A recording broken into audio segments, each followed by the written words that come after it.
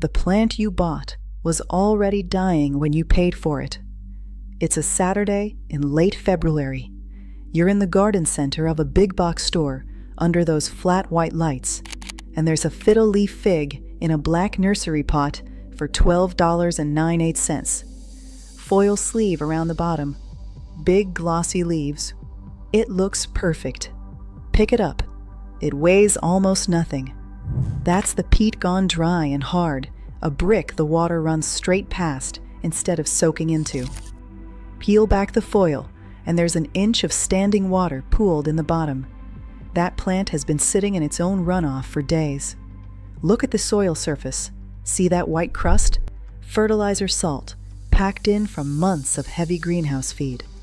Now turn one leaf over and look where the veins meet. Fine webbing. Run your thumb across it. Gritty. 3 plants down the same rack.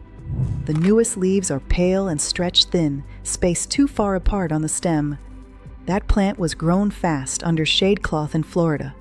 Grown to hit a shipping date. Not grown to last. 6 weeks later, in your living room, the bottom 4 leaves drop in a single week. You didn't kill that plant. You paid for the funeral. Here's what you've been told. Water it when the top inch is dry. Bright indirect light. It needs more humidity. You repeat those lines because someone said them once, but nobody ever explained what any of it means, so when the plant starts to go, you have nothing to work with. You're guessing, confidently, and the trap holds because the plant looks flawless on the shelf. It was fed, misted, and lit for the sale, not for the life after. $12 feels like nothing, so nobody inspects it, and when it dies, you blame yourself. Black thumb. Meanwhile, the store treats plants the way it treats bread. Perishable stock, shipped on a schedule from a handful of mass growers, priced to move before they're pulled. So you buy another, and another, plus the moisture meter, the specialty soil, the grow light, the humidifier. Hundreds a year.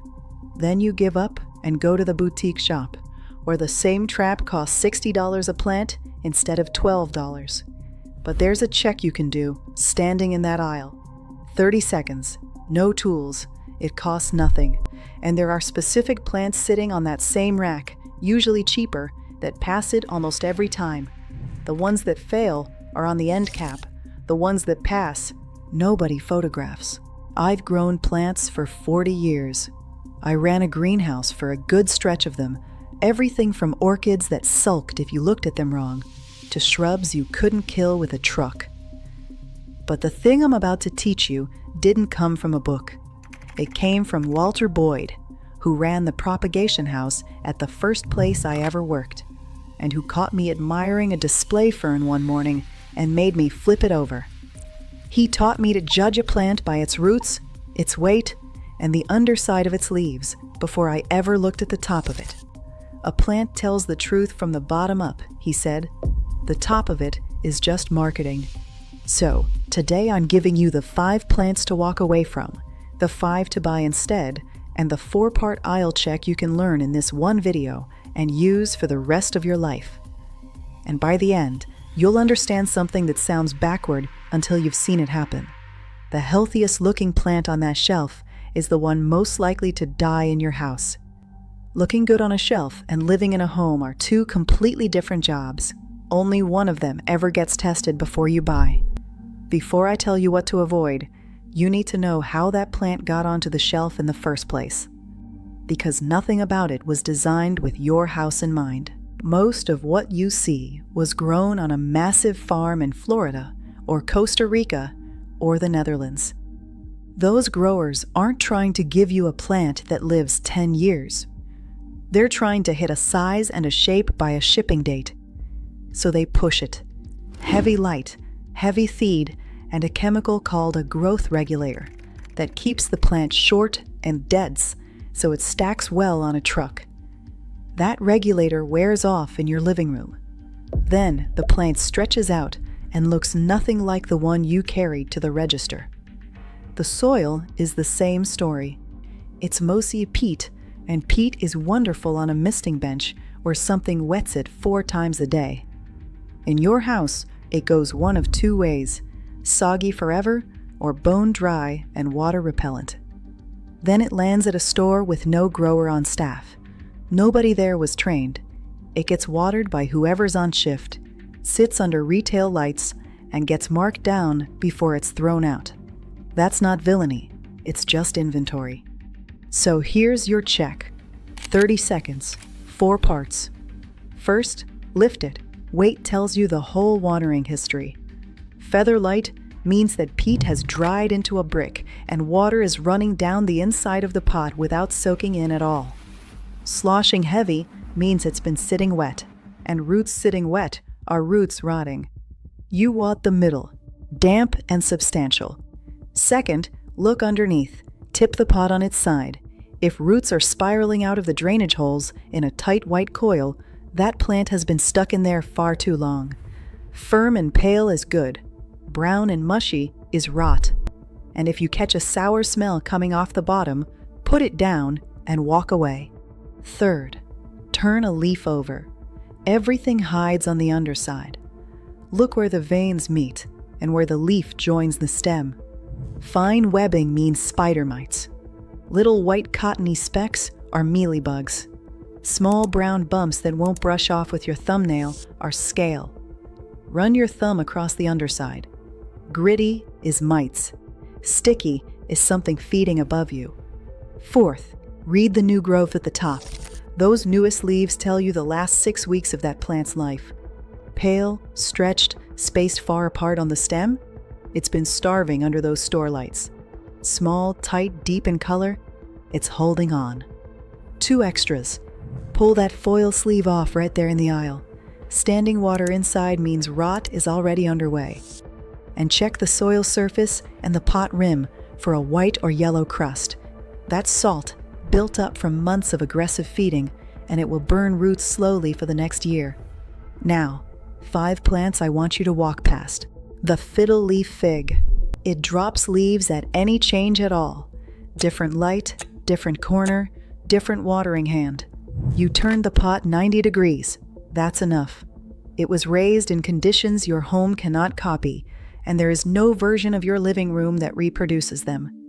Calathea and prayer plants. They photograph beautifully, and that is precisely why they're on the shelf. They want humidity and clean water. Your tap water has fluoride and chloride in it, and the leaf edges will crisp brown within a month. You'll think you underwatered. You didn't. Boston fern. This is a porch plant sold as a houseplant. It wants constant moisture and heavy humidity. And the moment it enters a heated house, it begins shedding, and it does not stop. Croton. The color is the entire sales pitch.